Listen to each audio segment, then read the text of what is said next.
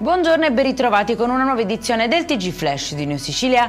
In apertura ha sequestrato e minacciato per denaro un imprenditore di 87 anni a Casteltermini. Secondo le indagini l'anziano sarebbe stato immobilizzato in un casolare e liberato solo dopo la promessa di pagare un'ingente somma, in manetta un cinquantenne, sequestrato una pistola a giocattolo, un coltello e alcuni legacci. Incidente mortale a Leonforte, una donna di 44 anni ha perso la vita dopo essere precipitata con l'auto in una scarpata. La vittima viaggiava da sola quando, per causa ancora da accertare, avrebbe perso il controllo del mezzo.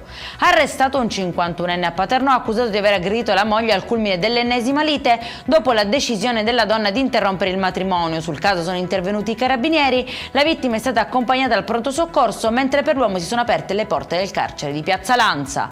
Curioso episodio la notte scorsa in un supermercato di Siracusa, dove 6 addetti alle pulizie sono stati sorpresi a rubare merce dagli scaffali. I vigilanti hanno allertato la polizia, che ha bloccato 4 uomini e 2 donne mentre caricavano i prodotti sul furgone della ditta. Per tutti è scattata la denuncia per furto.